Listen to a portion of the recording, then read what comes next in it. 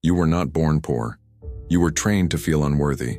This isn't about lack of money, it's about a system designed to make you feel guilty for wanting, ashamed for receiving, and proud for self-sacrificing. Scarcity doesn't live in your bank account. It lives in your nervous system, shaped by invisible hands that convinced you salvation comes through suffering. You weren't born into poverty. You were initiated into scarcity. What's the market value of a human being who doesn't know their worth? It's not a metaphor, it's a metric. That answer is written in behavior databases, in the predictive algorithms tracking your attention, in the marketing scripts turning your self-doubt into profit. The real economy isn't run on dollars, it runs on emotional debt. You were programmed to feel small so you'd be easier to manage. And why am I the one saying this? Because I followed the same script. I worshipped hustle, I tithed with burnout, I paid with my silence. Until I realized, scarcity is not a condition, it's a doctrine. This video is not motivational, it's surgical. It won't comfort your ego, it'll confront your programming. And if you stay, you may never see yourself the same again. Welcome to the point of no return. You were taught that asking is rude, receiving is selfish, and wanting more is a sin. This isn't just cultural, it's surgical.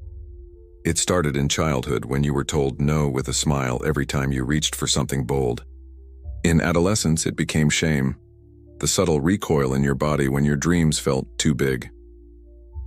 As an adult, it became code. Work harder, expect less, and never, ever feel entitled to ease. Scarcity is not random, it's a psychological strategy. You were not just raised, you were conditioned. As Robert Cialdini explains, our behavior conforms to invisible social authorities, and who questions the pastor that glorifies suffering, or the influencer who sells sacrifice as virtue? Gabor Mate said, "We are shaped by the pain we don't talk about." And your relationship with money is not intellectual, it's somatic. It lives in the tension in your shoulders when you charge for your time, in the hesitation before you speak your value, in the guilt that seeps in when something comes too easily. You were programmed to survive in limitation, and the market is built to exploit that programming. That's why they sell you peace in subscriptions. That's why every product solves a problem you never questioned in the first place. Scarcity is efficient, it breeds obedience, and you were trained to celebrate struggle instead of sovereignty. But all code can be rewritten, and this is where the reboot begins. You wear the mask of the hard worker, while suppressing the part of you that wants to break the system. You were cast into the archetype of the martyr, the one who endures, who gives without receiving, who finds dignity in depletion. Carl Jung warned us, what you deny submits you, what you accept transforms you, and what you've denied is your right to want without apology. Somewhere along the way, you split yourself in two. One part became the obedient self, responsible, humble, efficient, invisible. The other, the wild, worthy self, was locked away. The self that dreams of ease, that wants more without guilt, that whispers, "I deserve this," even when no one else agrees. But that part still lives, and every time you silence it, you feel the friction. You sabotage success. You downplay your brilliance. You over-deliver, undercharge, and feel oddly proud of being the one who never asks for much. Daniel Kahneman showed that money decisions are rarely rational, they're emotional. And your emotional blueprint is stained with inherited guilt. No mindset hack will override a nervous system conditioned to equate abundance with danger. You can read the books, repeat the affirmations, study the gurus. But if your shadow still believes money is dirty, pleasure is selfish, and ambition is arrogance, you'll always find a way back to scarcity. There is no wholeness in hiding. And there is no wealth without the self you've buried. You call it freedom. But you're medicated by consumption. The system doesn't sell products. It sells anesthesia. It feeds you emptiness, then sells you temporary relief. A new phone, a better body, a lifestyle brand with a soul. Each promise whispers the same lie. This will finally make you enough. But the void remains, because what you're buying isn't ownership, it's escape. The modern economy runs on emotional debt. They manufacture scarcity in your mind, then monetize the panic it produces.